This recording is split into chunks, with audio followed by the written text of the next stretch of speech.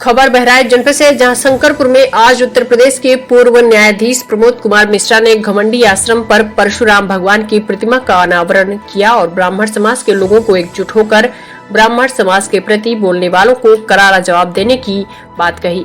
न्यायाधीश मिश्र ने बात करते हुए साफ तौर से कहा कि ब्राह्मण समाज ने किसी समाज का बंटवारा कभी नहीं किया। लोग अपनी राजनीति चमकाने के लिए ब्राह्मण को बदनाम करते हैं। आज हमारा बहराइच आना हुआ है, ब्राह्मण समाज के लोगों को जोड़ेंगे, हम कोई राजनीति करने नहीं आए हैं। कार्यक्रम में मौजूद जिला अध्यक्ष दीपांकर द्विवेदी, राष्ट्रीय महाब्राह्मण एकता के नगर संयोजक दिवाकर त्रिपाठी, राहुल पांडे एवं समस्त कार्यकर्ता गण मौजूद रहे। बहराइच जनपद से कृष्ण चंद्र शुक्ला की रिपोर्ट। उपलक्ष्य में सर्वप्रथम बंधन करता हूं मैं इस भारत की पवित्र भूमि को। और आज ब्राह्मणों का ये जो सम्मेलन था, ये सम्मेलन मुख्य रूप से तीन बिंदुओं को लक्ष्य में रखकर किया गया।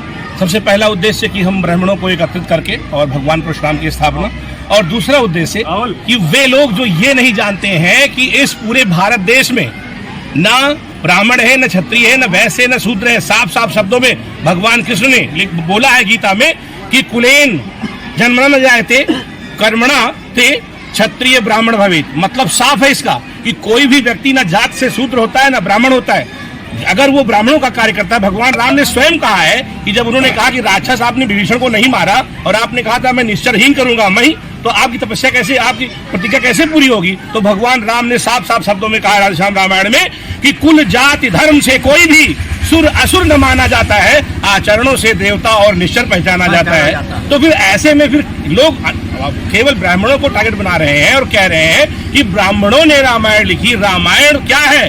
वो तो आदि है, अनंत है, अखंड है, अभेद है, अछेद है, सुभेद है। रामायण क्या समझेंगे आप? रामायण का एक नुक्ता, एक बिंदु आज लाखों की संख्या में विदेशों में लोग पीएचडी कर रहे हैं। तुलसीदास के बारे में वो लोग मिथ्या प्रलाप करते हैं। तुलसीदास को क्या जानते हैं? वो सूर्य तुलसी, सूर्य को है ना, तुलसी को चंद्रमा के समान बोला गया है। और कहा गया है कि सुरतीय नृत्य नागती ये चाहत सब कोई, गोद लिए हुलसी फिरे तुलसी समसुत होए। तुलसी कभी जातिवादी रहे ही नहीं।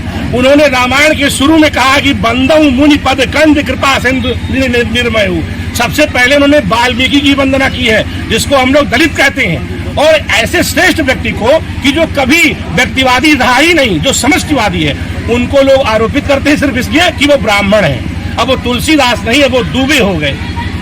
आज की रैली में जहां जहां पर रास्ते में लोगों ने पूछा है, मैंने कहा कि सबसे पहले हमें तुलसीदास के उस चरित्र को पहचानना है। वो महान सलाका देवत्व प्राप्त व्यक्ति कभी भी इस क्षुद्र मानसिकता का परिचायक नहीं था। और तीसरी बात यह है कि ब्राह्मणों को कुछ भी कह देना बड़ा सरल है। तो इस रैली के माध्यम से आज हमने उद्घोष किया है कि अगर बिना किसी मतलब के ब्राह्मणों को टारगेट बनाया गया या ऐसे ही अपशब्द कहे गए तो हम शांत नहीं बैठने वाले हैं, है ना। कहा गया है ये ब्रह्मवान, ये ब्रह्मभास, ये ब्रह्म शक्ति ब्रह्मा का है, हम उसे काट भी सकते हैं, सम्मान ध्यान ब्रह्मा का है। तो इसलिए ये इस रैली का ये उद्देश्य था।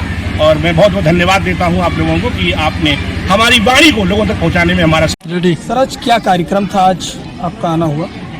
अखिल भारतीय ब्राह्मण एकता परिषद की बहराइच इकाई द्वारा आज भगवान परशुराम की मूर्ति का स्थापना की, उसी में मैं आया हूँ।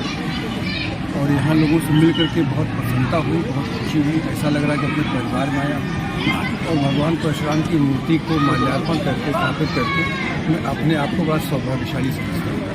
आप पूर्व जज रह चुके हैं। उत्तर प्रदेश में जिस तरीके से ब्राह्मणों को टारगेट किया जाता है, क्या लग रहा है कि कोई राजनीतिक है या कुछ राजनीतिक षड्यंत्र भी है और इसके लिए ब्राह्मणों को एकजुट होना पड़ेगा, उनकी एकता आवश्यक है। तो क्या आप ब्राह्मणों को एकजुट करने के लिए बहराइच आए हैं?